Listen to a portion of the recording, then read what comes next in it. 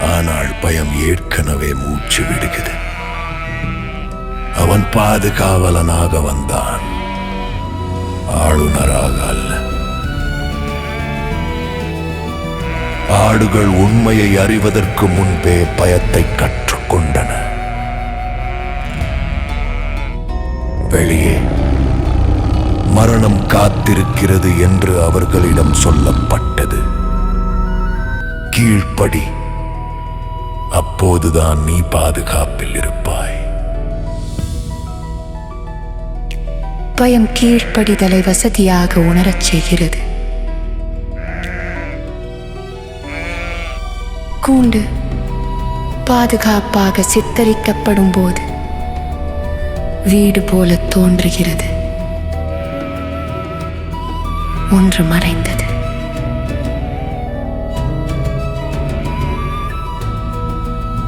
ஓநாய்கள் அதை எடுத்துக் கொண்டன என்றான்.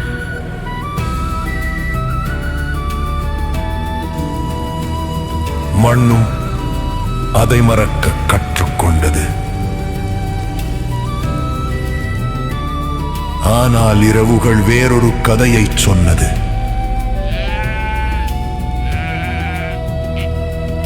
கேள்விகள் அமைதியாக தொடங்குகின்றன.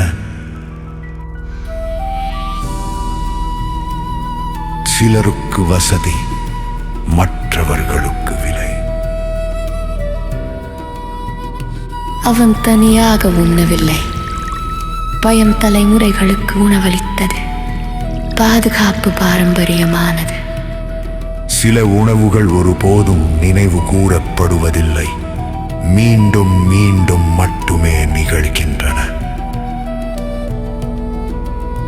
அசுரர்கள் ஒருபோதும் வேலியை கடக்கவில்லை.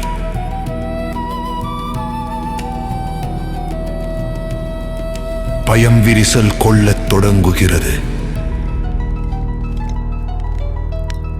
உண்மை குணப்படுத்துவதற்கு முன் எரிகிறது.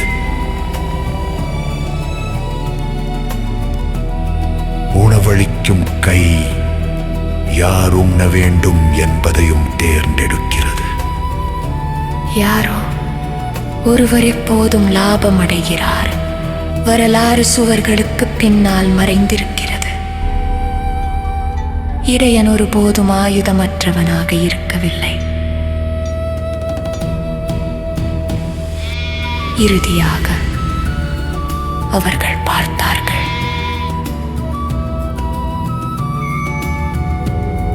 எதிரி ஒருபோதும் வெளியே இருக்கவில்லை.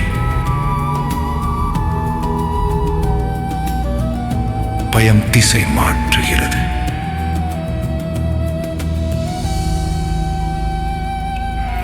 உண்மை வரும்போது கட்டுப்பாடு தோல்வியடைகிறது. வேட்டையாடுபவன் இரையின்றி தனித்து நிற்கிறான். சுதந்திரம் எப்போதும் பயமுறுத்துவதே.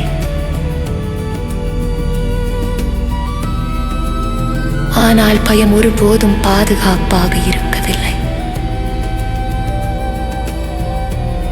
பொய்கள் யாரும் கேட்காத போது சரிகின்றன. குரலற்ற ஆட்டு கூட்டம் போல ஓடு. ஆனால் இறுதியில் உன் கதையை கேட்பவர் யார்? எல்லாவற்றையும் கேள்வி கேள். சிந்தி எழு.